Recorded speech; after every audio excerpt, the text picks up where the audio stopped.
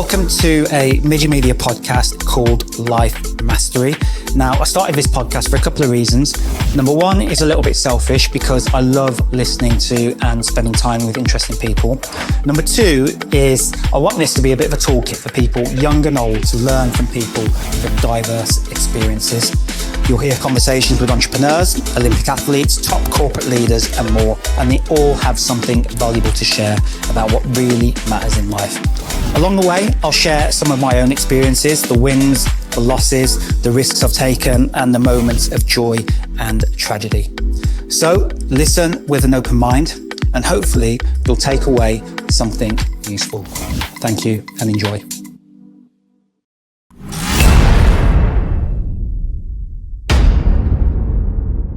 Up and down the UK, immigration is probably one of the most talked about topics in this country, and I'd argue it's also the least understood. My guest on this episode of Life Mastery is Harjap Bhangal, a British immigration solicitor who spent over 20 years in the middle of it all. He's a senior partner at GLS Solicitors with offices in London, Birmingham and Coventry. And he's Sky News' go-to voice when they need someone to actually explain what's going on. He also has his own show, reaching over 500,000 viewers weekly across 55 countries. And when the riots happened in summer 2024, if you remember those, his name was on a threats list.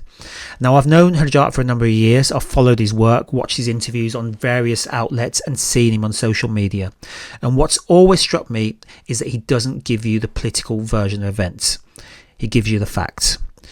In this episode, we got into a lot. We did some proper myth busting about what people think they're seeing on social media versus what's actually happening in reality. We talked about, you guessed it, the small boat crossings, hotels, and why immigration numbers have increased from certain countries over the years, and why that picture is more complicated than anyone is telling you.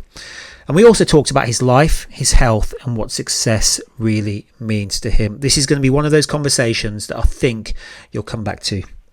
Enjoy. This episode is sponsored by Banter Experiences. Look, I've organised dozens of trips over the years, stags, mates' weekends away, and I can tell you exactly what people get wrong. They try to plan it all themselves. You get stuck trying to find decent hotels, comparing 100 different bars on TripAdvisor and hoping the activities are actually good. And the whole thing becomes a massive headache, not to mention trying to chase your mates for money. That's where Banter Experiences comes in. They handle it all. You tell them how many people, where you want to go, what your budget is, and they build a trip that actually works. Decent hotels, activities that people actually want to talk about, and nightlife that doesn't feel like a cattle market. And they also have a platform so you can share the burden of payments with all your mates. I've seen the trips they organise across Europe, UK, Lisbon, Albufeira, Manchester, Marbella, and they genuinely know what they're doing. Check out www.justbanter.co.uk and get a quote. Honestly, it'll take 2 minutes and you'll wonder why you didn't just do this from the start.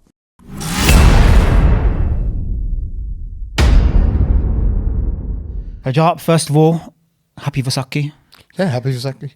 Really good to see you, and I appreciate you taking the time out to come and talk to me today. No problem at all. I'm always here for you. You know, I've been around a long time now, I consider.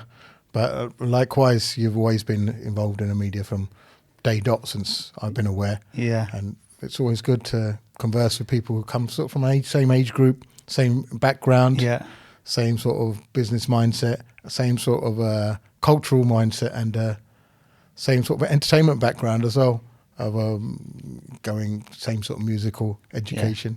So that's always good. Find I have a lot more in common. I mean, we were just talking, weren't we, that I remember I saw a message from a long time ago asking for boat party tickets. That's right, yeah. So that's how long it goes. Like, you've been in and around the scene for a long time. And you've been doing it for a long time. 21 years. 21 years. That's why I've got the grey hairs. And that was at a time when boat parties weren't a thing. Yeah. So no one had ever heard of a boat party. I remember going to my first one. I was like after uni. So it was after it was after year 2000. And it was something new. And it was something like no one had ever done. You know, who would have thought about doing a bungalow party on a boat? Crazy. Yeah, I don't know how I did it, and I don't know how I'm still doing it, but yeah, here we are. It works. Yeah. Don't fix it. But you know, like today, I wanted to talk to you because I've been doing this podcast for a while now. Yeah. And what I don't like is when you see a lot of stuff on social media that people share, and you like, is this even true? And I like speaking to people who actually know what they're talking about. Someone who's highly educated, somebody who's done the work, seen thousands of people. But the first question I've got is, take me back to August 2024. I remember hearing you on Sky News talking about the fact your office had been evacuated because there'd been a threat. Yeah. I want you to tell me about that day, because you sounded a bit shaken, actually. Yeah. I remember. And you were live on Sky News. And I want you to tell me what happened and how it made you feel. Okay, so round about August, during the summer riots, which happened after the Southport murders, the riots, it should have been a protest, but they did turn into riots, and they were hijacked by politicians and extremist groups, and they led a narrative that immigrants and all immigrants are bad, whereas it's a label on everyone, and specific far right groups made groups on Telegram, the app, and they doxed details of immigration lawyers' offices. And on that list was my name and my office. And the message was, we're going to go and smash these offices up and, going to beat a few people up. And, obviously when I saw that, I was a little bit concerned. First, I didn't know whether to take it seriously or not. So to think why, you've got to understand my background. So I'm born in Romford in Essex, and I lived there for 30 years of my life in a small village called Rainham in Essex. We were sandwiched between Dagenham and Tilbury, which at that time were National Front strongholds.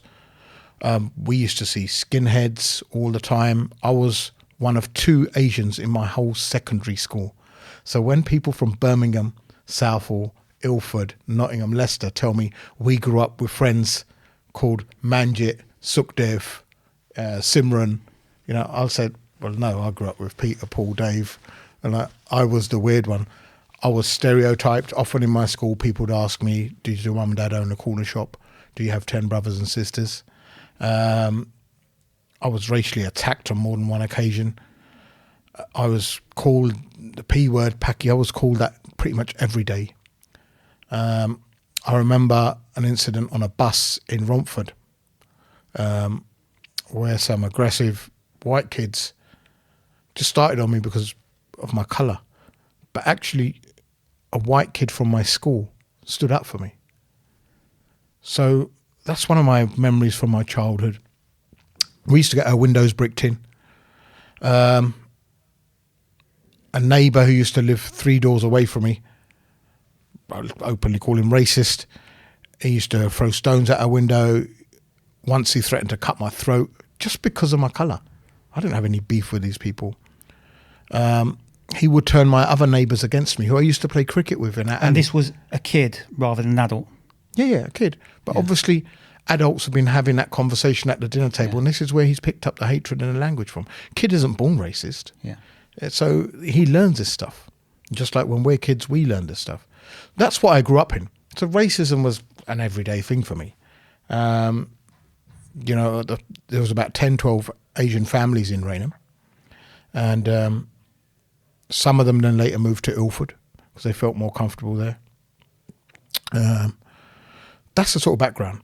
So when I heard the far right and, coming to my office, I thought, this is nothing new, mate. It can't be worse than Dagenham and Barking and Tilbury. However, then I began to think about the wider picture, that I employ 15 to 20 people, right, across 2 offices. And that is what I owe a duty to them. I can't ask them to work. The police contacted me in the morning of that day in August and said, look, we've got intel. They're coming to Brentford Station and Cyan Lane Station, and you're sandwiched right in between. There'll be 2 possibly groups there. And I said, well, what do you want me to do? They said, look, you should send your staff home. This was about 10 in the morning. So I said, okay, I'll send them all home. And they said, you should go home yourself. And I said, but this is my livelihood here. Oh, my computers are here. I've got people's passports here. People's visa applications here. I can't just leave. What about if they brick it all open and, make a mess of it? Who's responsible for that? They said, look, if you stay here, it's your own risk. And I said, are you going to put any police presence on the street? And they said, yeah, we will have some, but we can't guarantee your safety. So I said, fair enough. I decided to stay. So then groups began to gather at the stations. And so these are far right groups? Yeah. And then what happened was there was a counter-protest. So counter-activists got wind of this, and they formed their own protest just literally down the road from my office to head off the far right group. So the police presence increased in case there was a clash.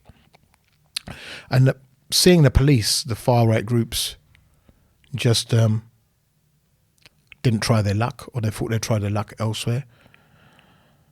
But yeah, that's literally what happened. I stayed there with my office and my stuff, stayed there right till the end. Sky News got wind of it. They're just across the road, actually, from my office, the Osterley branch. So Ashish Joshi, he popped in and he did a piece on it. And then while I was at my office, Sky News said, we want to take you on air. And what do you want to feel about this? What do you want to say about it? And I said, yeah, I've got a lot to say about it. I'm quite emotional today. I've had to close my office, lose a day's work, send my staff home. Yeah. And just because of these far-right groups, yobs who've hijacked a protest. So you can protest all you want. I believe in the freedom to protest. I don't believe in harming anybody, and I don't believe in killing anybody, and I definitely don't believe in smearing any group just because the actions of one individual. Yeah. So the way I see it, if an individual has done wrong, he's a wrong one for everybody, not the whole community. Yeah. But there are some people who concentrate on certain communities and hijack people, ignoring the wrong ones in their own community, or as deflection, or because they've got a grift going, and that's a way to make income, get clicks and likes. We're not about that. So I did have a lot to say, and I think I just spoke what I felt. That I've never been driven out of my office before. I wasn't even driven out of Raynham. Yeah. So, and I won't be driven out again by far right yobs. And the message to all these extremists is just let us live in peace. 99.9% of this country just wants to live in peace. They just want to love their family, go to work, come home, make a bit of money, and spend time with their parents and kids and family and enjoy themselves. So why can't we just let people live like that, regardless of their background? Why someone's racial background, why someone's immigration status, why someone's colour got to come into it? I think one of the things I'd probably say, you work in one of the most emotionally driven aspects of law, don't you? Especially at the moment. Yeah, I mean, definitely one of the most controversial and definitely one of the most highlighted.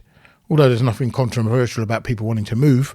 I mean, in my life, I've moved 3 times. In your life, you might have moved, right? So people seem to forget that people just move, get over it. Yeah. And I think this is it. What people don't seem to understand is that you are just somebody who is working on a basis in which you're like helping interpret the law for people. Yeah. You're not like giving people access to a country. You're just helping them understand what the law is. My job is to make sure that people understand the law and people understand their rights. And whatever they do, it's within their rights. If you give people rights, then they need to know what they are. And that's what a human rights lawyer and me as an immigration lawyer, that's what I do. And how did that make you feel then, the fact that social media has driven this kind of anger that they're going to be potentially targeting you? Yeah, I'm not responsible for people's feelings, right? So I'm not responsible how people feel. If someone decides to hate somebody on the basis of their colour, background or religion, that's their problem. They need to deal with that, yeah? What I can do is combat the amount of lies and hate that's being spewed out on social media. And that's what I do. So a lot of what you see on TikTok, Instagram, I would even go to say 80 to 90% of that, especially around immigration, is false. And when it's countered with the truth, people don't want to know. They want to believe the lies, yeah? So my job is to say, well, hold on, here are the facts. Now make your decision. So let's get into that a little bit. Let's talk about some of the things and the myths that are out there, or maybe they're even facts that people talk about on social media. The number of small boats that come in, especially during the summer, and people call them invasions. Yeah, swarm. In a swarm. Pests. Invasions. Talk to me about what that picture really looks like in the context of people who come here into this country every year. Well, if you look under Rishi Sunak's government, including people who came to study and work, that was around about 700,000-800,000 in just a year. In that year. In a year, right. Right. So we're not even talking about the whole length of the Tory term, are we? No. So if you look at that's for people coming into work, and we'll get into that in a minute. Why it was so high, right? But compared to that with the boat crossing, so these are people who are coming legally, right, with visas, invited here, made an application, whether they come to study, whether they come to work, or whether they come to join their family, right? So there's that many people are coming. Compared to that, the boat people made up 40 to 50,000. That's about 6% of people coming in. Yet, when you look in the media, they make it sound as if there's millions coming over, and that we're housing millions, and it's true we have a responsibility to house them. But look at the countries they come from. Iran, who we, the UK, are selling weapons to Israel, using that profit to fund our country, putting those proceeds of that profits into our schools and NHS, from the tax we derive on it, feeding our kids with that, bombing their houses and hospitals, making their kids homeless, displacing 1 million people. Yet saying we don't want them to come on our shores and claiming asylum. That's a bit like me selling your neighbour loads of bombs, saying bomb Meji's house, bomb Gurmej's house, and it's all his bend, bomb it all, bomb Handsworth and Smevik and everything, right? Yeah. And then when you've got nowhere to go to, and everything you've ever owned has gone like that. Imagine everything you've ever owned, your cars, your keys, your wallets, your clothes, gone in an instant when a bomb hits it, Then saying, got nothing to do with me, Gov. You can't come to me. I'm not going to help you. Why should I help you? But I'm more than happy to sell the weapons that help destroy your life. So that... I understand the analogy, and I understand what you're saying, it, because that is what a refugee essentially is, somebody who has been displaced. I think one of the, and I'm just always going to try and look at for the facts here. Go for it. Play devil's advocate. What about when people say that some of those people are just playing the system? Yeah, well, that's the job of the system. You have to make a watertight system. So you, in every system, you get people trying to cheat the system. Whether you go to a casino, you go to a casino, you get players who play genuinely, you get people who try and cheat the system. It's the job of the casino owners to make sure that they catch everyone. You don't say to everyone, you can't come into the casino and play the game anymore, right? And because we caught one cheater or we caught two cheaters, there's always going to be people. There's always going to be shoplifters, right? You don't close your shop down. Tesco's don't close their shop down. The security guards are supposed to catch the shoplifters. So if the system is at fault, then change it. You've had all these years. You've had all these home secretaries in charge. Some of them are lawyers. Some of them are educated. Change the system. Just like it's being changed now to stop the abuse. Stop the abuse. But you can't say we're going to turn away the genuine people just because a couple of people have abused the system. Where's your collective sense of responsibility? And especially when you've had a hand in making them homeless. If you don't want people to end up on your shores, stop selling weapons to countries that make people homeless. It's very simple. You can just say no. But no, we don't. We want to profit from everything. And then when people, or the situations that we've created, when it all hits the fan, then we don't want any sense of responsibility at all. And we're seeing that in the current day.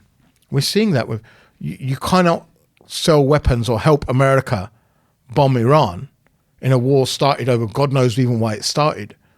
And then say, right, we don't want any Iranians coming here. Sorry. Or say, this is the best one, Meji, that they should claim asylum in the first safe country, which is Germany. What the heck has Germany got to do with it? Why should Spain or Italy or Portugal or Netherlands take it, any of it? They're not the ones who've sold the weapons.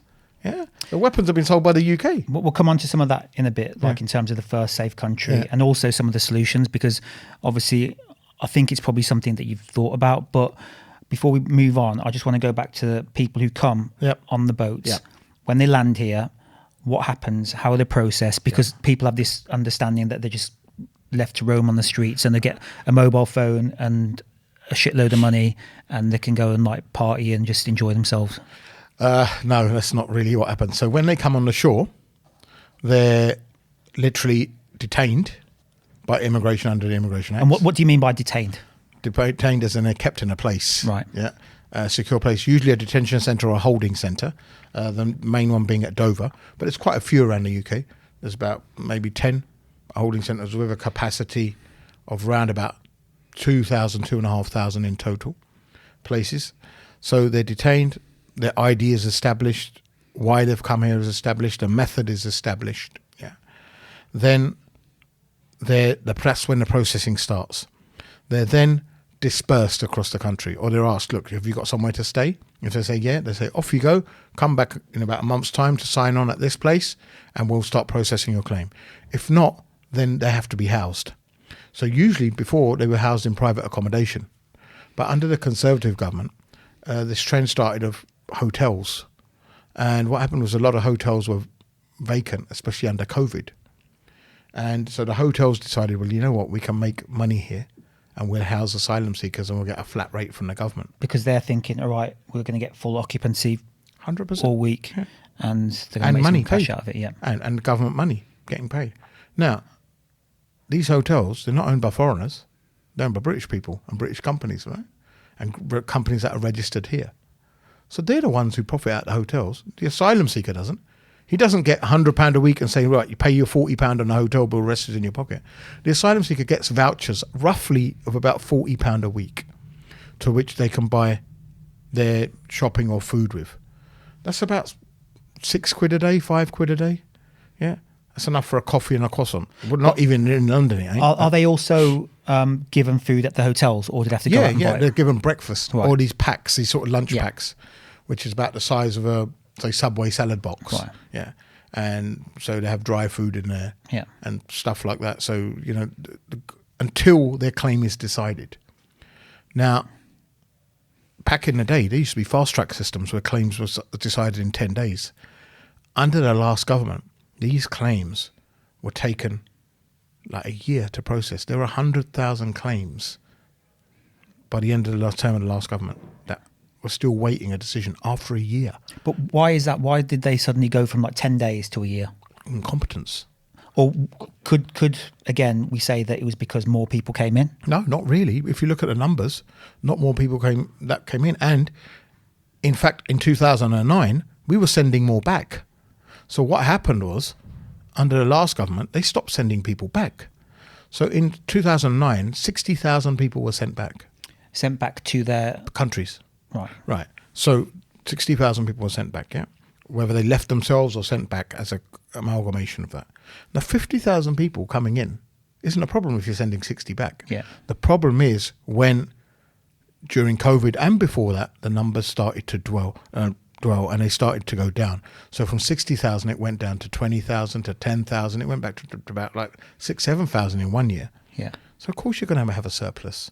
But that was a fault of the Home Office and the incompetence of the Home Office. What happens is the people making the decisions are not trained in immigration. Sometimes they're ex-supermarket staff.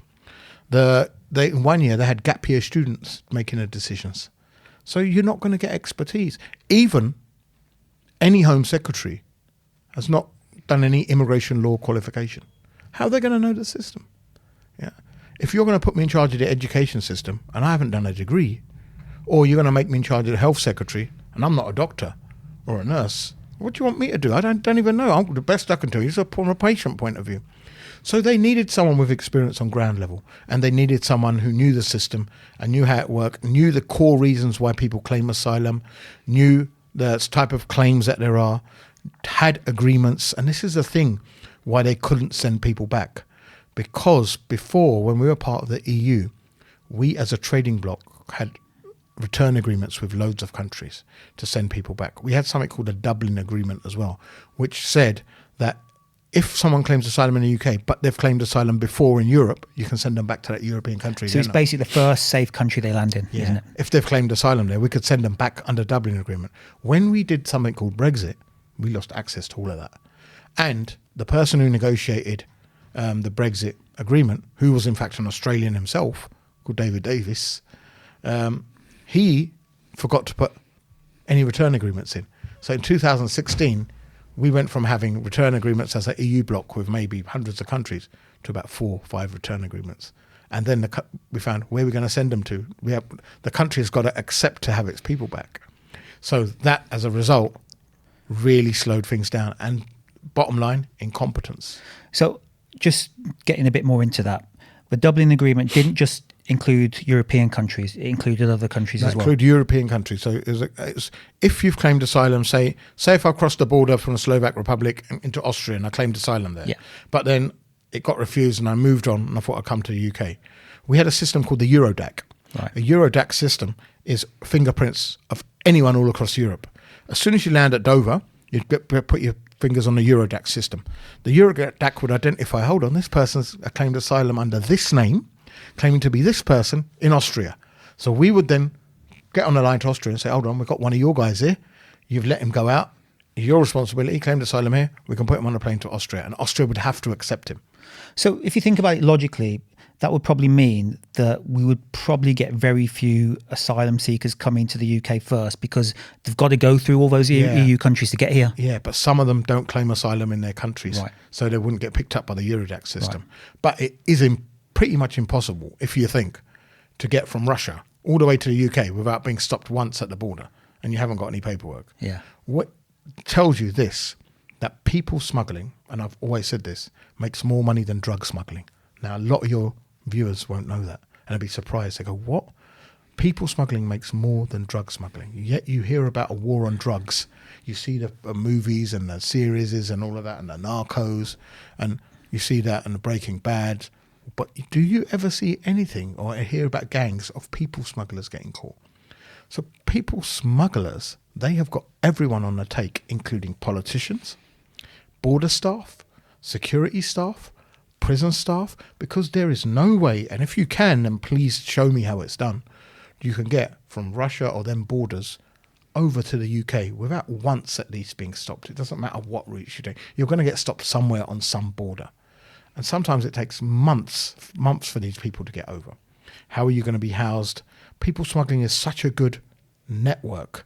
There's so many steps ahead. But I refuse to believe that with the EU's joint resources and all of the money and the same routes being used by the people smugglers, I mean, we all know, you know, even the kids know that they come from Calais to Dover, right, and land on the... And I've been listening to that for the last 20 years and I've been seeing that. Are you trying to tell me that we can find bin Laden holed up in Pakistan? We can go and get Gaddafi from a stronghold in Libya. We can get Saddam Hussein from his stronghold in Iraq and put them on trial. But we can't catch a gang of people smugglers who are using the same routes. And we have to say, sorry, Gov, I'll give up. So whether this whole thing is created on purpose or whether it's due to incompetence, I just don't know. People talk about stop the boats, yeah? Why can't we just say to the French police officers, for every boat you stop, we'll give you £1,000? They'll be on that beach 24/7 and bursting them boats as a bonus, right? Guarantee no boats will come over. Why can't we do that? We can do that, but there's no practical solution. So you've got to think, is there a lack of political will?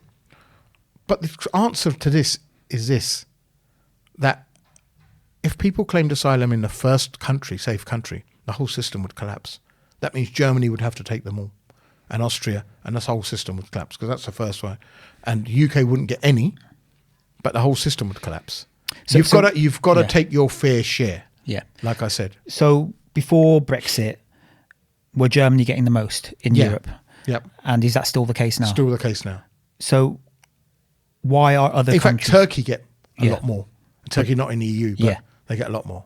So I think what I'm trying to get at is you said that the system will collapse. Why hasn't it collapsed? Because if most people are going to Germany... Because it's still spread out. Right. If we said all of the people had to go to Germany, then it would collapse. Yeah. Yeah. So the other countries do take their fair share. Italy, Spain, If they said, right, we're not taking anyone, they've all got to stay in Germany, then the system would collapse. Yeah. Also, it's a bit hypocritical, but it is a bit typical of the British.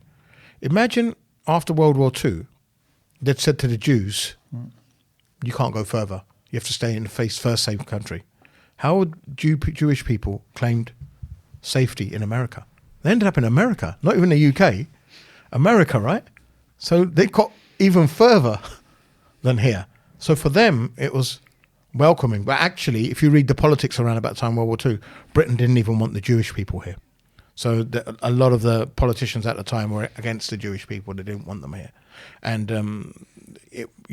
Jewish people still managed to get to safety and get to America. Why didn't we do that? Now, we should be welcoming to any person who's been a victim of that, of a genocide, or you've made homeless. It could happen to any one of us. So all the Christians, Sikhs and Hindus who are watching this and the Muslims, right? If a fellow Sikh would made homeless, wouldn't you give them refuge? Wouldn't you find somewhere for them to stay? Would you just say, sorry, mate, just stay in your own home? Or not our problem? Of course they're our problem. People are people. When you start treating them like commodities or numbers, and you don't have any empathy for it, that's when you need to sort of think as a human race, where are we going? And then people be surprised, but the biggest countries that take refugees as a whole are Muslim countries. Countries like Turkey, Afghanistan, it has asylum seekers, yet it takes on loads from the Pakistan border. Pakistan takes a lot of refugees. Right. It takes a lot of refugees in itself. Colombia takes a lot of refugees. From other parts of South America. So they take them in the millions. I'll tell you something though, you don't hear them moaning about it. Well, every day. You might do, but not in our media. Well, not every day. Yeah. I don't see them on TikTok and Instagram, do you? That could be down to our algorithms. And again, I'm just trying to play devil's advocate for it with all of this stuff, because I want people to understand that, again, this is about facts. So going back to the Brexit thing, the people who voted for Brexit because of immigration actually ended up with a worse system for immigration, and especially for what, and I'm talking in terms of what they were probably thinking was going to happen. Yeah. Because now, as a nation, we don't have the right to send people back to the first safe country that they landed in. Countries can say, right, do you want a return agreement? Sit down and sign a trade deal. Give us X amount of money. They got us over a barrel. People voted for Brexit because they were told by people like Boris Johnson and Nigel Farage, we're going to be able to get back control of our borders and sort our system out, right? We already had control of our borders. There's countries in the EU that have got control of their borders, like Denmark. Yeah, so in fact, Britain at this moment, as we speak, Shabana Mahmood visits Denmark regularly to copy their system, right? Yeah, she's talking about this Denmark system. So why are you copying a system of an EU country which you're saying is under the control of an EU, has no control over the borders? Mm-hmm. But now all of a sudden you think, that system's working. You're seeing that it works. We've always had control of our borders. That was a lie, yeah? What happened was we encouraged people to make crossings on small boats because the agents, the gangs knew that there's no return agreements, yeah? So go over there, claim asylum. We have no offshore processing. There's no way for people to claim asylum while sitting in France if they want to come to the UK. Priti Patel was Home Secretary at the time. France offered it. They offered us a place in Calais with the land and everything and said, look, you can have a processing centre to stop the small boats. Britain turned it down. I don't know why. There's something maybe you need to ask her, but they turned it down. Why would you turn that down? So are you getting at the fact that you think there might be something in this people smuggling operation that could be linked to the UK government or people who are influencing the UK government because people are making money off it? Bro, I'll say one thing, right? Is the drug mafia influential in the world? Seems to be, right? People smugglers make more money than the drug mafia. Do you think they'd be more influential than them? Figures, didn't it? Yeah. Yeah, of course. These people lobby, they buy politicians off. Are politicians corrupt and can they be brought off? Yes. Of course they can. Right. And who's going to buy them off? The people with the most money. And who have the most money? The people making the most money. Right. This is why we find that Billionaires have an influence on media. The tech bros are now having an influence on government. People like Musk and Zuckerberg, so they have that. The Lord Rothmers who own, the Daily Mail, they have that influence on the media. The group who own all these, there's only 6 or 7 of them. Yeah. In India, you see it. The Adanis and the Ambanis have the influence. They've got money. So people with money have influence. People making money, they want their work to continue. So no doubt they'll have bought the old politicians, whether they are or not. All I want to know, and we'll go back to it, could a person travelling from Russia by foot, with no documents, no money, get to the UK without being stopped at a border once? Do you think it's possible? And in the thousands, in the number of 50,000, it's very highly unlikely, right? So they're definitely being let through and people are on a take, or there's definitely the system. This is a billions. If you even make the amount of zeros in it, I probably haven't seen. And the likes of me, you probably haven't seen. So there is an element of that. Why it can't be stopped. And are you telling me that people with the military might to grab terrorists or put a drone with a missile and fire it 20 miles accurately at someone cannot catch these gangs who are operating using the same route? Why? We've got elite units like the SAS. Why don't you send them out after? Well, this is one of the things that Keir Starmer ran on, wasn't it? That he said that he's going to smash the gangs. Yeah. At the moment, the gangs are smashing him. Well, this is it. Well, it seems like it. And it just seems like the media keep latching onto the fact that we are getting these small boats. So as a lawyer, somebody who's worked in this industry for over 20 years, you understand the system inside out. Yeah. What would you say the solution is to this issue? There's various solutions. First of all, stop selling arms to people that are bombing countries and making these people homeless, yeah? Stop selling them, sanction those countries. Those countries deserve to be sanctioned, not supported. If someone's saying, I'm going to bomb this country, but not the reason, I'm not even going to tell you why I bomb it. You don't support them. You sanction them. You say, right, we don't want to do any trade with you. We're going to sanction you, just like they sanction other countries. It's the smaller countries that get sanctioned who aren't a threat. But the fact is, the countries that have used nuclear weapons actually used them. There's only one, the USA, right? It's used them, yeah? Countries that actually have them, they're not the ones being sanctioned. It's the countries that don't have them. Yeah? And we destroy their countries and then expect these people not to go anywhere. That's the first thing, yeah. The second thing is, if you don't want people coming in on work visas, yeah, train your own staff to do them. Why is it that every Uber driver that I've encountered in London is a foreigner? You're probably the same, right? I've hardly ever seen a British person as an Uber driver. Why can't British people drive? Right? Can't they drive a car? I mean, it's right. That's secondly, why can't they look after their elderly? Well, this is it. To add to that, and working in the hospitality industry, I look at the waiters and waitresses you're in the scene, right? Who work with us at Christmas time. Yeah. Why are they all foreigners? Yeah, it's not British Asian kids or British white kids or British black kids. It's Indian students. It's Indian students or students from Africa, and very, very seldom these days it might be a Eastern European. Yeah. But yeah, it's not people from England. Yeah. Those jobs are there, and those kids are just like our kids from here. Why aren't they getting the jobs? Right. So now I'm going to roll it back to before Brexit. Yeah. Those jobs were done by the Eastern Europeans. Yeah, they were. Right. So all we did, right, this is how jealous we were of people coming here and making a living who weren't hurting anyone. We said no more Europeans in any industries, truck driving, whether you want hospitality industry, care sector, no more. The British are going to do these jobs, because these people take the jobs that British want to do. Brexit came, guess what happened? British didn't take the jobs. So these people got replaced by what? Africans and South Asians. And Indians. Yeah. So we had to let the visas in for them to do the work, right? Otherwise, these industries would be finished tomorrow, including the NHS, the care industry, hospitality industry too. Mate, every hotel you check into, there's always an Asian member of staff at the front, on the front desk, or someone from Africa or an Eastern European, right?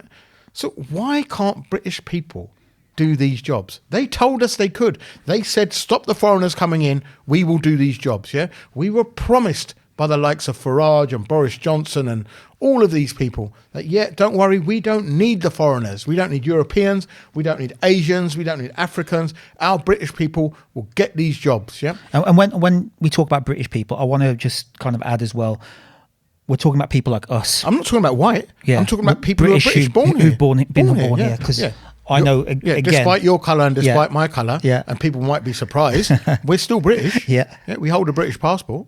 Yeah. Why have British people, regardless of their colour, skin, race, religion, not taken these jobs? And I want you to give an example of this, because I know now they're putting restrictions on the care industry. They've done it. So explain that and the impact that that's going to have. Well, what they've said to the care sector is you cannot recruit care workers for private care homes from outside of the UK. Done. So that's the law now. That's done. Right. The care workers already here. They've told them you can't call your dependents over. You can't call your family members over. So what you're saying to someone is, come over to my country, look after my parents, who I can't be asked to look after because I put them in a home. You look after my family, but you can't look after yours. You can't even live with yours. Come here and do that. As an industry to work in, how attractive is that going to be? If I say to you, go to America, you've got to look after someone's elderly, but you can't call your own family. You have to stay here. And for 28 days in a year, you can go and see them. Would you do it? What do you want to do that for? Yeah. And you've got to do this for years, 15 years now, before you get indefinite leave. That's the current proposal on the table. Indefinite stay? Yeah. So instead of 5 years, they're telling these people you've got to stay here 15 years. Yeah. People are going to get up and leave. Yeah. Which is happening. The only people who are now being recruited are people who are currently are students looking to extend their visas, people on graduate visas. But the industry is suffering. And it's suffering. There's currently about 120,000 vacancies in the care sector.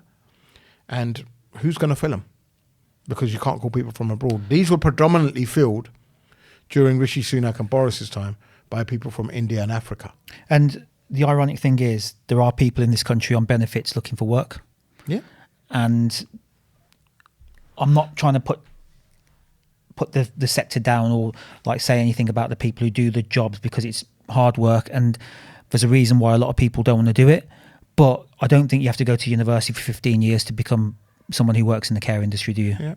Yeah. Listen, what about an Uber driver? Or someone who is a waitress? Someone who serves food? You don't need a degree for that. I'd still say a care worker is a highly skilled job. It takes practice. One mistake, you can end up with someone getting killed, right? Yeah. But the other jobs, a lot of them aren't. Why can't British people get a lorry license? Why are you relying on drivers from Europe and drivers from abroad? Why can't you do that? It's not just that, it's across the board. In Canada, why are a lot of the truck drivers Asian or Punjabis? Why can't Canadian people drive the trucks? And a truck driver is a good job. Start with about 80 grand. Well, the government were that short that they helped put the wages up, didn't they, to about 70, 80 grand a year? Yeah, it's about 80 grand. Yeah. That's what a judge starts on. Yeah. Yeah. Right. And a junior doctor, and I'll tell you what, here we go, right? Yeah. A junior doctor who studies for about 8 years of their life, pays privately, you're starting them off on 32.5 grand. I could drive an Amazon van and make more than that. Where's the incentive? Put people's wages up. The argument by the people who don't want to do the jobs is, well, the wages don't pay enough. Well, what about benefits? Do they pay enough then? The fact is you have, and parties like Reform, this is where they're gaining traction. And the irony is, the first person of people they're going to go after is the people on benefits. They've said it, that we're going to stop the benefits. Yet that is a core of their voters. They've told people on benefits that foreign workers are taking your job, when really they've told everyone else, the rich people and the middle classes, that it's the people on benefits that are your enemy. So everyone's being told that the poor is their enemy. The only people that have been told that are good for this country are the billionaires, and we don't want to tax them because they take their money and go out. They've already taken their money out because they're already, a lot of them, based offshore. The whole solution to the problem, you asked for a solution to the problem, I'll tell you what the solution to the problem is: tax the billionaires. If Google, Facebook, Elon Musk on X, and say Microsoft, and Apple, that's 5 companies there, right? 5 top companies. If they, for 1 year, just for 1 year, said we're going to, not 2 years, not lifetime, we're going to donate our profits for 1 year, they could end world poverty. World poverty. That's the fact. The fact that they choose not to do so, and these governments choose not to do so, tells you all you need to know. If you ended world poverty, people wouldn't need to move. People wouldn't need to go places to try and thrive or exist. Yeah, we wouldn't have people homeless. We wouldn't have people dying for food. You've seen them in the pictures in Lebanon and Gaza. They can't even get food, mate. They're not even letting food parcels through. Yeah. We have seen it in India. There are villages without electricity, let alone the internet, right? And the people without clean water, despite what India tell you. And the same as in a lot of other countries. Yeah, you look at countries like China, who are thriving. Yeah, look at how they've turned it around in the last 20 years, and look how they will turn it around in the next 20 years as well. When you go there, you're astonished. It's not all rice and paddy fields. Even their poor people are good, and the people who are affluent in this country, when you go to Bicester, who do you see? It's Chinese people. When you go to Selfridges and Harrods, they're the ones shopping around. They're the ones buying up properties, right? Yeah. So if they can turn it around, then surely we can. Yeah. The whole problem is get the money off the billionaires. A billionaire doesn't need $1 billion to live. Yeah. They probably need 20 million to live. What's he going to do with all that money? Yeah. Just going to pass it down onto their kids. And then they're hoarding all this money. And that's the problem. And if that was distributed a bit more evenly, that would solve your NHS problem. You'd pay your doctors and nurses more. You'd build more hospitals. It would solve your housing crisis. You'd make more houses, make them more affordable houses. Yeah, it would solve your unemployed people. You'd put wages up. You wouldn't even need migration. People wouldn't need to leave their homes. That's the essential answer to this world's problem. Yeah, I think, like, I understand what you're saying. I do. And in theory, it's a great sort of idea. And I think sometimes people always ask, why is it in Dubai they can build the Hyperloop when we can't build, HS2? Why is it in China they can get like a hospital built in a week when we can't build them in like 10 years? And I think one of the reasons is it's a central government, and the government makes a decision whether there's a village there in the middle of where they want to build the Olympic Stadium or not. They're moving that village. In England and in a lot of Europe, we've got a lot of red tape. So I do appreciate what you're saying, but I think there are sort of nuances to the argument. Yeah, but you've got councils declaring themselves bankrupt. Yeah. Saying we haven't got enough money. We'll get them the money. Tax a billionaire. Yeah. Tax Starbucks. Yeah. Tax Microsoft. Why are they based in Ireland, in Dublin, where their tax benefits? If they want to operate in this country, stay in this country, yeah, create jobs, fine. Every business creates jobs. Doesn't a local chippy create jobs? Why is he taxed at 40%? Yeah. Why isn't he allowed to base himself offshore? Yeah. So every business creates jobs, from Asda to the local pub. Yeah. Why are the pubs going out of business? Why are they being forced to go out of business? Right. So why are councils bankrupt? Why has this government said we haven't got money? Well, go and get it. That's their job. Yeah. To get their money to fund the people of this country. Right. For me, it's crazy. They've got money for everything else. Yeah. If you want to drop bombs in Gaza, they've got money for that. Yeah. They've got money for sending Navy ships out there. They've got certain money for defense. They've got money for everything. Money's available. And a person once said, in this world, there's enough for everybody's need, but there's not enough for everybody's greed. And that's important. It's the greed, my friend, that kills. And obviously these days it's accelerated by the fact that, you have social media as well, and everyone wants what everybody else has seemingly got based on what they're watching on social media. Oh, that guy's on a yacht, I want to be on a yacht. Or that guy's got a Ferrari, I want to be in a Ferrari. And that is probably one of the reasons that we are seeing more people move around the world as well. Yeah, of course. And obviously there are people who are being displaced because of war. We can't dispute that. But there are people who just want to get in on the action. If I'm like our grandparents did it. Yeah, my parents did it. My dad did it. He came here when he was 14. My dad did it. They moved for economic reasons, and there are people around the world who want to move for economic reasons, because you did the same, I did the same. If things weren't going very well in this country for us, and we couldn't make ends meet to like look after our families, put them in a safe place, forget the safety a second, or just give them a good education, we'd want to move somewhere else where we think that we can do better. what should be the right process for those people to want to come to a country where they can expand their horizons and do better economically? The thing is, you've got to develop a skill set, Meji. So you've got to develop a skill set that's in demand. Yeah. If you just want to come here and you've got no skill set, you're going to have a tough time. That's why you see a lot of people come on student visas and other visas, and they do have a tough time. If you've got a skill set in demand, you can go to any country in the world. You've got to strive for excellence. Success follows. People want overnight success, and that is a result of social media. Yeah. So that social media sells you the dream, and people then go and chase it, and they end up, hold on, this dream was all fake. This is not like it at all. So that's the reason for that. Everyone's got a right to prosper. Everyone's got a right to move. Our parents did it. I would do it tomorrow if I could. I would move for a better life if I could. There are people who move to places like Dubai, and they're having a great life. And good luck to them. Good luck to them. And I always say, everyone's got a right to prosper. Everyone's got a right to move. Get over it. But you can't move to other countries and then sit there and say, don't come to mine. Yeah. Or mine's changed. Or I'll give you an example. You get journalists like who move to Dubai and are sitting in Dubai. It's people like Isabel Oakeshott, Richard Tyson. Yeah. Who then complains about, but Britain might be taken over by Sharia law. Well, what do you think's imposed in Dubai? You don't mind it there, right? So, we can't do what we want. We've got no freedom. Well, you try and walk about in a bikini in Dubai, in one of their shopping malls, and see what happens to you there. All right. So they're willing for their grift to do that, to move and do that. Move, do whatever you want. But does then that allow the people who are taking advantage of immigration themselves to set a narrative and set the poor people against the poor people in this country?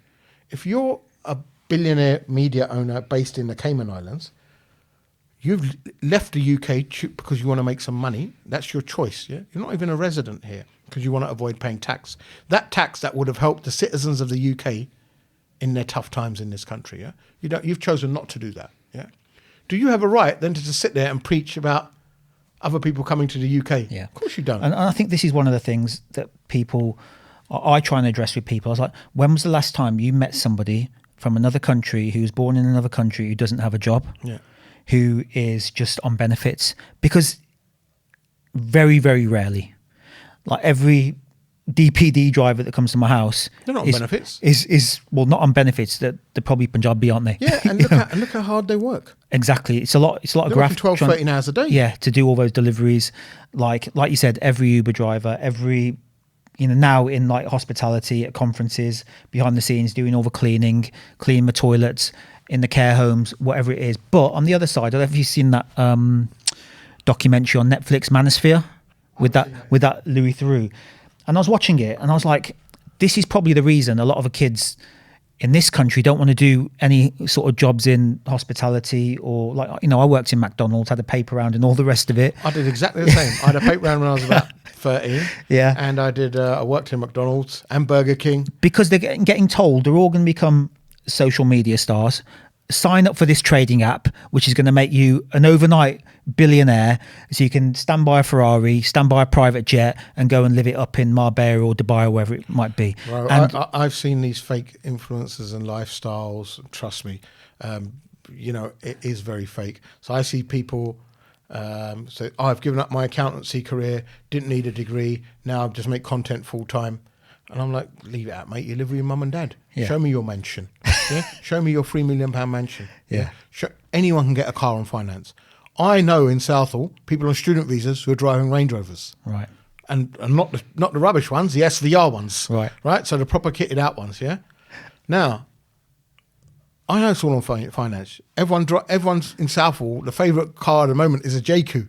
Because 0% finance, right? Mm-hmm. You know and I know. Yeah. For them, it's 700 quid a month or 300 quid a month, 400 quid a month, right? That doesn't indicate your wealth, yeah? If I've got 4 houses and they're all mortgaged out, yeah, and I've got 10,000 equity in each one, that doesn't make me a millionaire. I owed a bank $1 million, right? Yeah. So the fact is, it's a lifestyle that you're selling. You're totally right. And that's why people aren't chasing excellence anymore. It's a quick buck, clicks and likes. Yeah. The whole dynamics have changed. Yeah.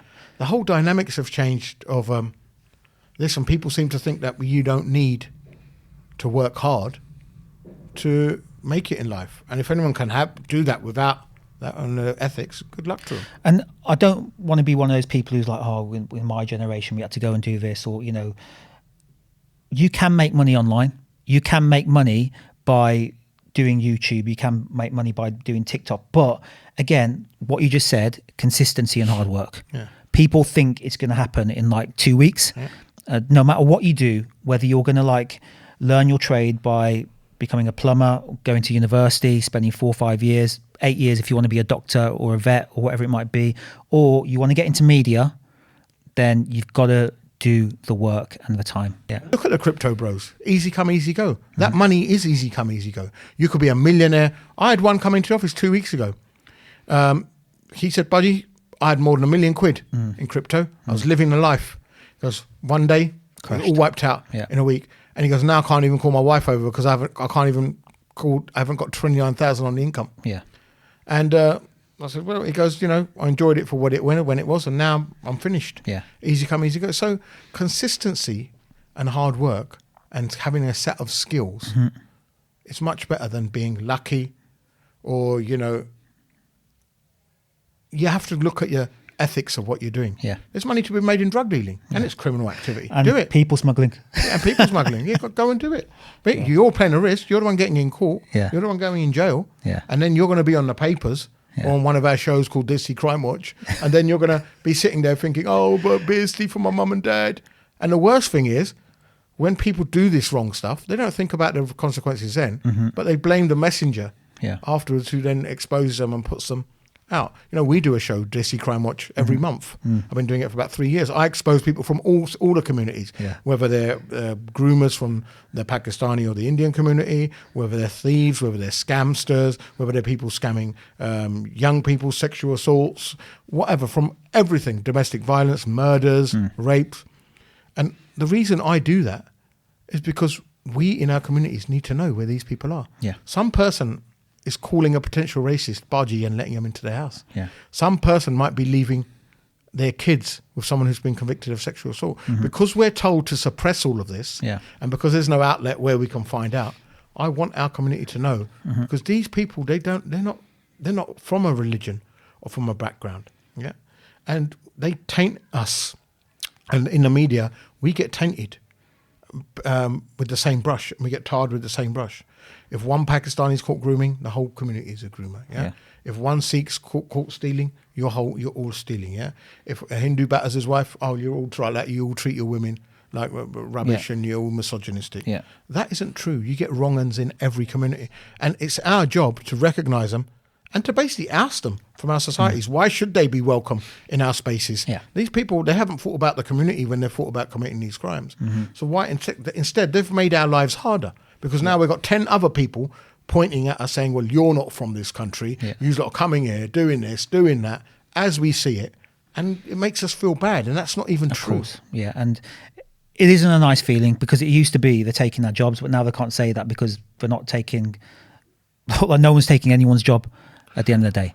And that's the simple thing. It's blame thing. an immigrant day, isn't it? So you can't get a job, blame an immigrant. You can't get a house, blame an immigrant. Your benefits gone down, blame an immigrant. Yeah. Your kids didn't pass, or your kid didn't get a place in school, grammar school, blame an immigrant. Yeah. You couldn't get a business, blame an immigrant. Everything is blame an immigrant. The bottom line is, if someone wants to come here, make their money, pay their taxes, how does that hurt you? Yeah. How does that hurt me? It doesn't. Good luck to them. I mean, I wanted to just mention one of the things you told me off air earlier, that who are the biggest overstayers in this country? A lot of them come from the Asian subcontinent. Yeah. But one of the groups, Australians, Yeah. and Canadians and Americans, because they think they can just stay here because their passport is from these sort of countries. Yeah. Oh, we're not Indians. We're allowed to stay here. Yeah. And you won't believe it, but in Canada and America, one of the biggest groups who overstay are British people. So they just think, I've got a British passport, surely I can just stay here.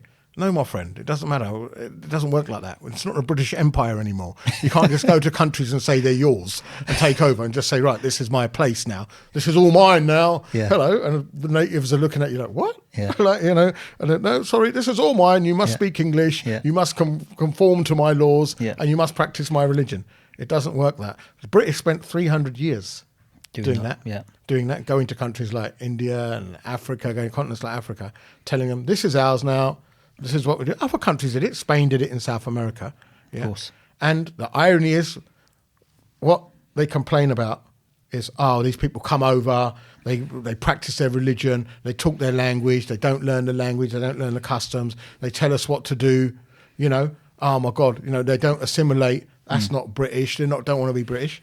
That all sounds British to me. That's exactly what Britain did for 300 years. And I think it sometimes I try and make the point about when people talk about integration, it's not easy to go to another country, whether you're from England or from Australia or from India or Sudan or wherever it is, and go and hang out with the locals and just become mates with them. Do you think like someone from Syria is just going to hang out with like Dave down the like dry dock or whatever it might be on a Saturday and become best mates with them? So what does like this thing about for not integrating mean? Because I always give this as an example. A few years ago, I went to Spain, stayed there for about 7 weeks. My wife, my kids, and I joined a CrossFit gym, and they could all obviously mainly only speak Spanish. And the last day that I was there, they had like this day out where they went for a couple of beers, like had some pizza after a CrossFit competition, and I was there trying to like integrate with my like crap Spanish, and it's difficult. You don't just become best mates with the local person who's lived there all their life, because your banter's different, the way you understand things are different. And that's why when British people go to Spain, guess who they hang out with? Brits. Other British people. Yeah, so true. It's not as simple as you go to another country and you just become best buddies with everybody. Same in Dubai. Yeah. All the Brits hang out with the Brits. Yeah. So or the Instagram models. Yeah, exactly. So this whole thing about, we don't integrate, like you said, the ones in Dubai, they're not hanging out with the local Emiratis, are they? The local Emiratis probably don't want to know them. Shall I tell you something, yeah? And it always gets me, yeah? It's like, I get a lot of people saying, you Sikh soul, right? Yeah. But you others ain't all right. And I said, why are we right? I go, you lot drink and come down the pub. I sit there and I think, well, actually, we're not supposed to. We're not supposed to be doing that, yeah. We're not supposed to be drinking. Yeah. So you actually think we integrate because we disobey what's expressly said by our guru, and I'm one of those. I'm one of those who disobeys everything my guru says. That's why I don't consider myself to be a good Sikh. So because I don't do the things that my guru tells me to do. I cut my hair, I drink, greed, Gam, Grod, Lord Mohan God, I have all of them things in it. Yeah. Right. No, I shouldn't have that. I don't do my Simran. Right. So I don't remember God. So that's all right. Because Sikhs drink. I mean, Sikhs aren't supposed to drink. I'm not supposed to be down the pub with Dave. If I am, then all I'm supposed to be having is like a soft drink or some juice, or some water, right? But don't. So that's all right. And so integration, and even if we don't want to integrate, someone doesn't integrate. If my neighbour talks a different language, as long as he goes to work as paying his taxes, why do I feeds care? his family and he's not a criminal, why do I even care? I haven't got time to walk down the road and speak to all of my neighbours and all of my time. Why should I make him conform to me? It's that colonial mindset. Yeah. You have to do what we say, but we won't want to adopt any of your customs or traditions. Hindus who don't eat beef. Yeah. So what?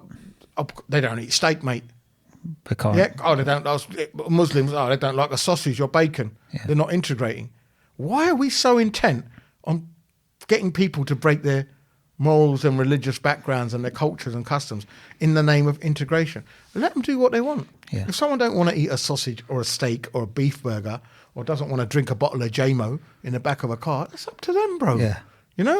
I want to do all of them things. It's up to me. If me doing them things, how am I hurting anyone from this country? And I think that is we really got into it. Life is way too short to try and impose your rule on others in the name of integration. As long as I can communicate with someone, that's fine.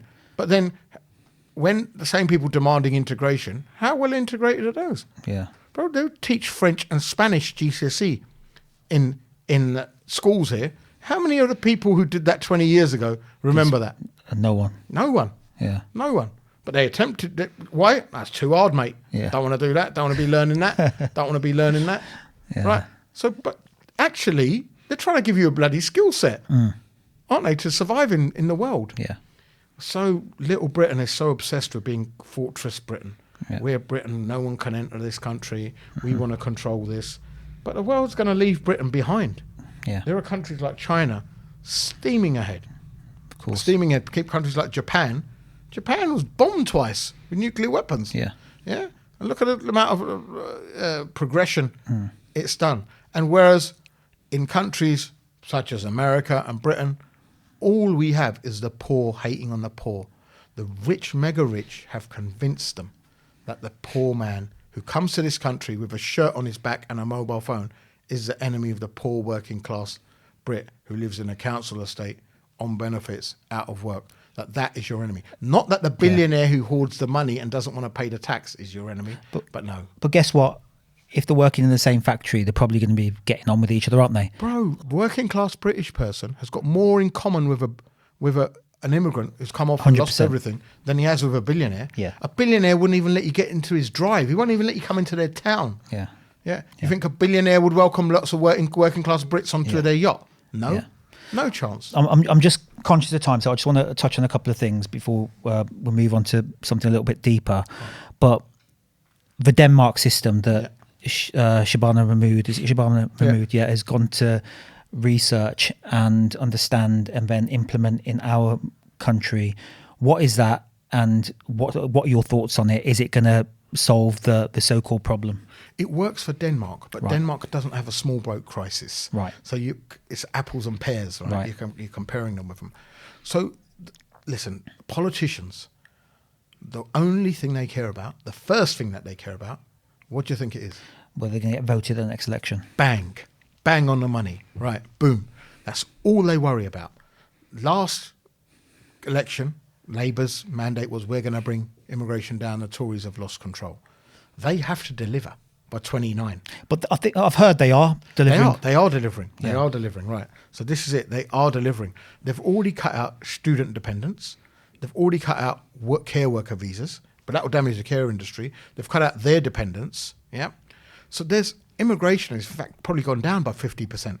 You might even have a time in the future where it's even nearly zero. Yeah. Yeah. So they have done that, yeah. However, what the focus is, small boats. So these 50,000 people coming a year, that's the focus of the media, because that's being fed to the public down their throats. And that's what the agenda is. So now she has to do something to do that. And that's what they promised, right? Yeah. So they have to deliver.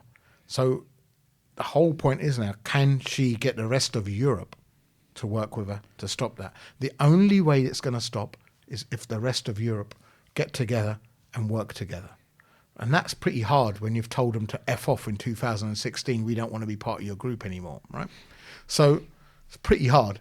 So what is that system? What is she The suggesting? Danish system is based on you have to integrate more. You can't have what they like to call ghetto towns. So they would look at Southall, Handsworth, Bradford as ghetto towns. Yeah. So the dispersal system. They have a sponsored system. They make it harder to gain citizenship. Yeah. So all of that system works in. Part of that is like a Dubai system as well. Right. And they have return agreements and send people back, and they have a fast track processing system. Yeah. So that's Basically what they should have been doing, a fast track processing. What we did do. Yeah. So in 2002, 2003, they used to have a fast track system Yeah. here at Harmondsworth and in Oakington, in Cambridge. I know, I was on the system. Right. So I used to see it. If you came in on a Monday, you'd get an interview on a Wednesday. Yeah. You'd get your decision served on a Friday. If you did an appeal, they had a court in the detention centre where a judge used to sit full time. Your appeal would be decided in 10, 15 days, Right. all whilst you're detained. You could literally be put back on a plane in 20 days. That system was abandoned by the Conservatives. The fast track was abandoned. And there we are. And now you've got these detention centres just sitting empty, in fact. Okay. So the system can be improved, should be improved, and should be made slimline. We have the right to decide who comes into this country and who doesn't. We've always had that right, So we should make the decisions quicker. There's no reason why it takes a year to make a decision. You can make it in half a day, the decision. So staff need to be trained, Everything, the court backlog needs to be cleared. It needs to be made a lot quicker, a lot smoother, and Labour are working on that. So they are work, to be fair, if we look at it on a fair critique, that they are working there to bring this into control. It's whether they can do it in the 5 years and whether they've actually got enough media on them sides to put their PR out. Yeah. Because Labour got the worst PR. No one hears about their wins. Everyone hears about their losses. Yeah. And that's just the way the media is set up. What do you say to people? Because again, this is one of the things you hear all the time. There are men coming over of fighting age. That is the new sort of like trendy term to use, walking around in our towns and cities, and we don't know who they are because they haven't told anyone what the real name is and how old they actually are. Every man's of fighting age. What's the limit to going in the army? About 45, 50, isn't it? So every man's of fighting age, aren't they? When you're 18 plus. So that's, are these people coming in armed with guns? No. Who's actually armed with guns? British and American soldiers going into other countries. Yeah. These people aren't coming to fight. Yeah. They're just coming to work, right? You're saying to these people, we're going to process your asylum claim. You're not allowed to work. You're only getting 40 quid of vouchers a week. Yeah. And we're going to put you up in a hotel. Of course they're going to loiter about. Yeah. But why are you taking a year to process their claim? Yeah. Why don't you decide it in 10 days? Yeah. And then say to them, do you know what? We're not going to pay you a penny. Yeah. Here's your permission to work. Go and find a job. Mm-hmm. They'll integrate. They'll work. But then they say, well, that will become a pull factor for more people to come over. Yeah. And that might do. But that's why you're in government. You're in government to sort this situation out. You mentioned at the start of the podcast your background coming from a very sort of white working class area where you were targeted, racially abused, had a hard time. Yeah, not just me, but Like, all the other Asian kids as well. All 10 of us. How much of your background, having dealt with that, has changed your perspective when you're dealing with a client or a customer who comes to see you? Or do you go into it thinking very much, I've just got to focus on the facts here? No, do you know what it is? I read something the other day. It said, if a man at 40 still thinks the same way that he did when he was 20, he's wasted 20 years of his life. Right? Your thoughts and your whole ideology is supposed to change with your experiences. So the way I look at the world now is a lot different to when I viewed it when I was 30 and a lot different to when I viewed it as 20. Yeah. So the racism, I see there's more internal racism amongst Asian people and black people than there is from the white people. The white people aren't separated by caste. You and me are judged by what our parents and grandfathers did for a living. And there's a whole hierarchy system for that. In India, there are some low caste people who not even allowed into temples. And if certain castes cast a shadow on your food, they throw the food away and they won't eat it. That much superstition and division. We come from that. That's inherent. And the Sikhs, we're not supposed to believe in that. We're not supposed to, but there is a system for that. We have gurdwaras, which split up, which are controlled by people of certain castes.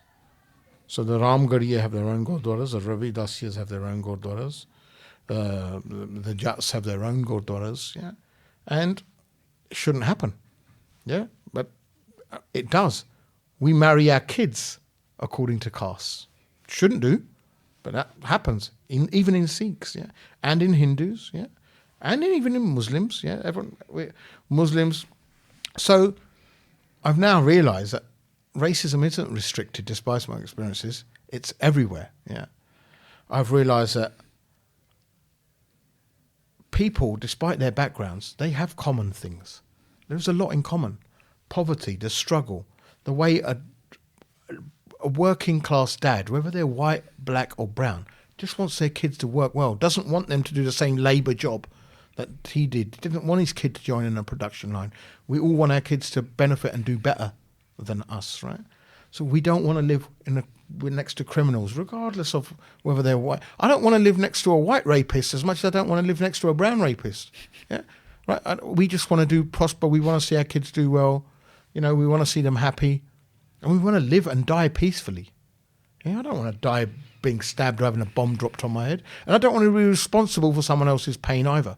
So I've matured a lot from what I was thinking. At 20, I was a totally different creation. At 30, I began to mature. Now I'm 51 in a few weeks' time. and I see the world totally differently. I'm more empathetic, I'm more sympathetic. In my earlier days, I was quite savage. I was quite, harsh. I look back on that now and I think maybe you were a bit harsh. Do you mean with your clients or in your life generally? Everything. Yeah. With both. I was very strict. Everything was black and white. Yeah. There was no grey area. Now I realise more than black and white, there's a lot more grey area. Mm-hmm. Grey area, in fact, is where it all resides. Being black or white, or in this is right and this is wrong, sometimes it isn't, the line isn't drawn. I was very, very much like that before. And I think I've learned to appreciate, well, hold on, sometimes there isn't a right or wrong answer. You just have to deal with the situation that you're thrown in. And you don't really realise other people's situations until you are in that situation yourself. That, to me, made a big sort of influence. And that's why now I'm a lot less judgy than what I was. I was very judgy before. I'm a lot less judgy. Each to their own. Do what makes you happy. But even with the OnlyFans models. Hypocrisy, I was going to go there. Don't be hypocritical. Yeah. If you're going to do something, don't do it secretly. Be out and be bold about it. That's what you do. Yeah. Have some sort of stand and backbone in life. Yeah. Help those less fortunate. Yeah. Than yourselves. Yeah.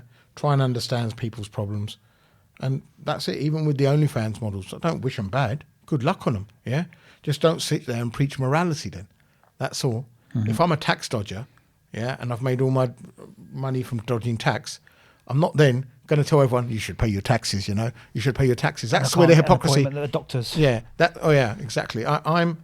So don't be hypocritical in that respect. That's what I would say. And each to their own. Do what makes you happy, as long as you're within the remit of the law and what you're doing. Right. Don't wish bad on others. Treat other people just like you treat your own, and realise that majority of people in this world are good. Not what the media tell you, that the majority are bad. The majority are good. Yeah. And it's the bad minority that is the enemy of this world. I mean, it's like you go anywhere in the world, all people want is a purpose. They want food on the table. They want to do good for their kids and have a safe place to live and to sleep every night. And whose responsibility is it to give us that? Government's. Government's responsibility. That's what they're elected for. Yeah. And when it doesn't, then you begin to then sort of feel a bit angry at the people who have got that and who are in a similar situation or were a few years ago, and you haven't. And you begin to think, why? It's a government's job. That's what they get paid for, to look after the people of this country, to look after the people of their countries. That's what they should do. Instead, what they're doing is they're bought and paid for by the people who are making the money at the expense of those who've voted them in. So Robin Williams, he used to say that politicians should wear sponsored shirts like footballers. So they go, then you can know who's bought them and who pays for them. And I think that's brilliant. Yeah, who owns them. I remember a few years ago you had you self-documented some health issues that you're having. We don't have to go into what they were, but I want to know like how much that changed your perspective on life. No, I'll tell you what they were. I'll tell everyone what they were. So I was fit and well. One day I went to Birmingham. I had a jacket potato with cheese and beans in West Brom, and I came back and I just felt as if it's a bit like sat on my chest a little bit, indigestion. So next day I woke up and I thought, you know what? I'll go to the gym. I haven't been to the gym for a couple of weeks. Did a 5K run, did a swim, sauna. Felt a little bit better. Came home and told Mum, and Mum goes, "I had to have a cup of tea, jobula." On the Thursday, I woke up and Mum and I was planning to go shopping that day after the school run. Mum goes, "Have you still got that sort of indigestion?" I said, "Yeah." She goes, "You want to go to the hospital?" She goes, "Go now in the morning after the school run. It'll be empty and you'll get seen to." So I dropped the kids off, drove in the hospital myself. First time in A&E, no one was there. I've never seen an A&E completely empty in 50 odd years I've been to hospital. That day it was. I was the only one there. I walked into the receptionist, said this. She goes, "All right, we'll put an ECG on you." Did an ECG and said, "This is fine." She goes, "But you've said like you've got a bit of chest pain. We have to do some bloods." So they did the bloods. About half an hour later, I'm playing there. I'm sitting there in A&E, laying on one of them beds with my phone. Saw about 4 or 5 doctors congregating outside my cabin. And they were whispering something and they were saying something. And they mentioned a word called troponin. So troponin, I Googled it. And it said enzyme released when your heart's under attack. I thought, what's this? I called one of the doctors over. I said, doctor, what's going on? He goes, you got a problem with your heart. I said, you better fix it because I got the school run. And he goes, you better shut up. And he goes, you better phone who you got a phone because we're going to take you into surgery. And I said, what do you mean phone who you got a phone? And that's what you say when people are at the end of their life, when they're about 80. And he says, yeah, you better phone who you want here now. Mate, totally stunned. He says, you've been having a heart attack for 2 days. And if you hadn't have walked in the next 12 hours, you would have been collapsed on the street. And I said, but I don't feel nothing. In a heart attack, people say you lose your arm and you feel all that. You see it in the films, people choking and all that. Yeah. He goes, no, it's not necessarily one of them. He goes, we need to take you in now. I phoned my dad, and my dad legged it over. My kids were 1 and 6 at the time. One of them was at school. One of them couldn't talk. My wife left my children with the kids, and she came. And so my children with my mum. And I wanted to see my mum before they took me into surgery. I phoned up, WhatsApp video called her. I couldn't get any words out because I didn't know what to say. And I spent 10 minutes just crying to her, and she spent 10 minutes just crying to me. And my last words to her were when I put the phone down, and just crying, no words, no sas sri akal, no mum kidda, no nothing. Dad had obviously told her what's going on. And at the end, I just said, Jangafir. Like when you leave your home in the morning and you just say to your mum, Jangafir, or your wife, Jangafir, see you in it. And I put the phone down. And at that point in my life, every day you worry about things like your car keys, your phones. You even take your phone into the toilet with you, right? I do. Your iPad, your work, your properties, your bank balance, you're checking it every 2 minutes. None of that mattered, Gurmej. Do you know what the only thing I said before they put the anaesthetic in me? Let me wake up. Rabba, mainu kalda suraj dikhal, show me the sunrise tomorrow. And luckily they did.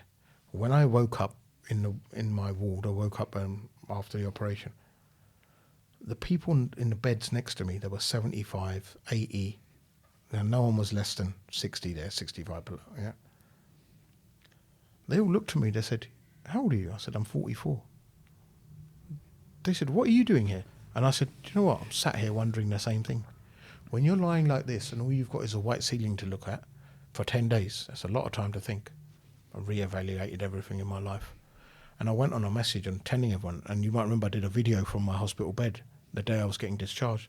And I told everyone, don't have a bad lifestyle like me. I spent all my 20s and my early 30s eating out 6 days a week, not really looking after myself, maybe drinking once a week, just really poor lifestyle choices. An amalgamation of that resulted in me being in that hospital bed. And all I kept on thinking was, I've got like whatever 1 and 6. At 44, I had a double bypass. No one's I know 44 hardly has got that double bypass. I was lucky. They detected mine. My mum told me that day, go, that's a godsend. If she hadn't, probably wouldn't have gone. I got messages from so many people after I put my video out saying, you're lucky. My dad died in his sleep. My brother died in A&E, waiting to be seen. Brother was dead in minutes. So I really began to value that. I also got messages from other people saying, Harjap, you put that video out, and in that video I said, look, if you have a tightness in your chest or if you feel like you've got gas, go down to hospital. He said, we were coming back from a wedding, me and my dad said, I've got a bit of gas. And he goes, I automatically remember your video. And I took him to the hospital.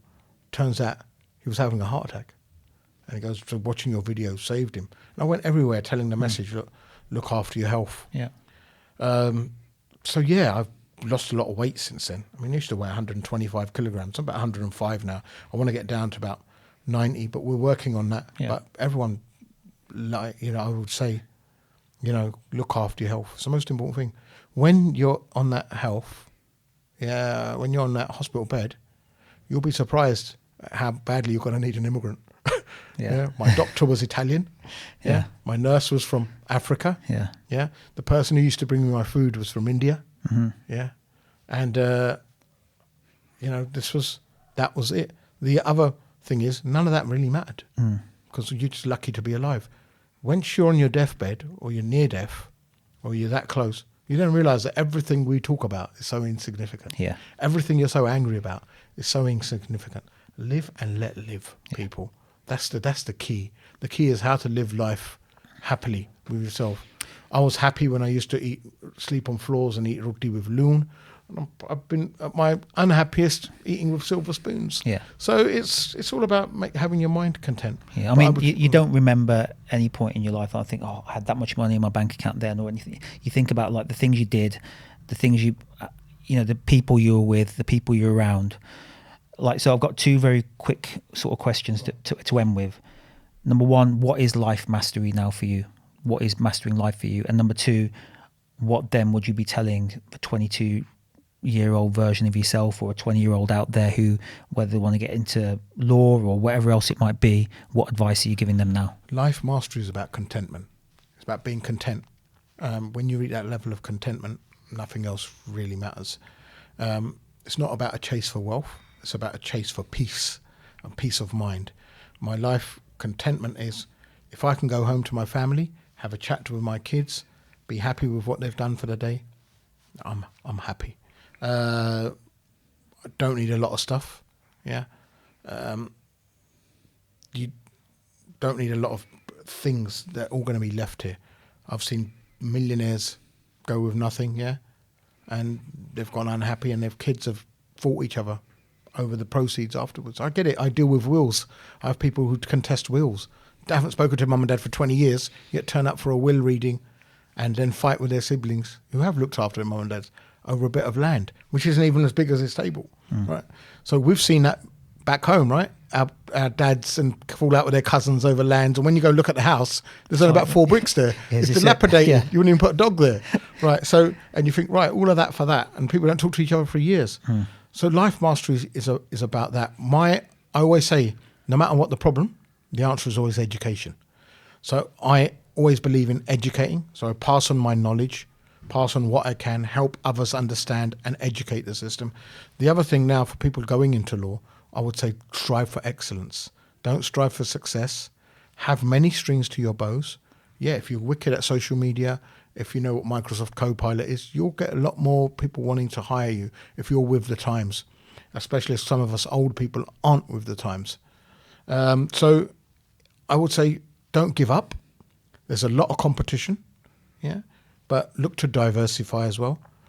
And remember, you're not just going to walk into a level 1 job.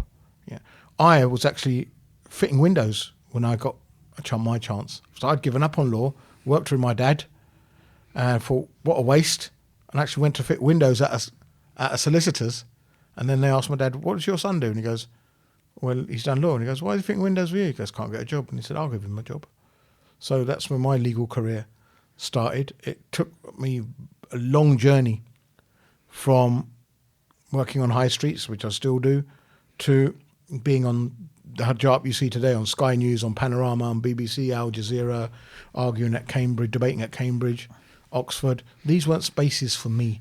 Yeah. These weren't designed for me. I had to make my place in these spaces. And I did that by trying to become excellent and gain knowledge and became what I'm good at. If you're good at what you do, you'll get called and invited to. Otherwise, if you strive for success or fame lasts 5 minutes. Who remembers, people, there's many people who were big hits 3 years ago.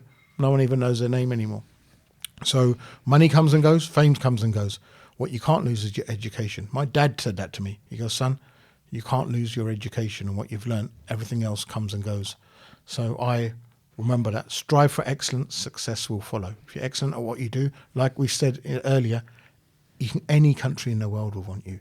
They'll say, come here, work for us. Harjap, you know what? Appreciate your honesty, how candid you've been with everything, and just appreciate you as a person, all the stories that you share and just the honest approach that you take to life and the lessons that you teach people on a daily basis. So long may it continue. Stay healthy. I will try to. Keep your wit. Yeah. And that's not going to go. And I look forward to seeing you many more times, and maybe at a boat party in the near future. Too old for boat parties, mate. You'll have to bring the boat to us now. Yeah. We ain't coming to the boat. Get you a barge. All right. Boat party means something totally different in my line of work. Oh, yeah. A great way to end. Thanks very much, mate. Cheers. This episode was brought to you by Banter Experiences. If you're organising a hen, stag or a group trip and don't want to spend 3 weeks researching bars and hotels, check out Banter. They handle it all properly. Decent venues, solid activities and no stress. They operate across Europe, Bucharest, Lisbon, Albufeira, Marbella and much more. Head to www.justbanter.co.uk, tell them what you need and they'll get a quote to you within hours. Thank you for listening. Thank you for listening to Life Mastery. To hear more about our podcast, please subscribe to our YouTube channel, which is my name, Gurmej Singh Pawar, Meji Media, or follow my Instagram page, which is events_Gurmej. And we also have a website, which is www.mejimedia.com. And all other ways to follow us will be available in the show notes, including TikTok, X, LinkedIn, and all the rest of it. Thanks again for listening, and speak to you soon.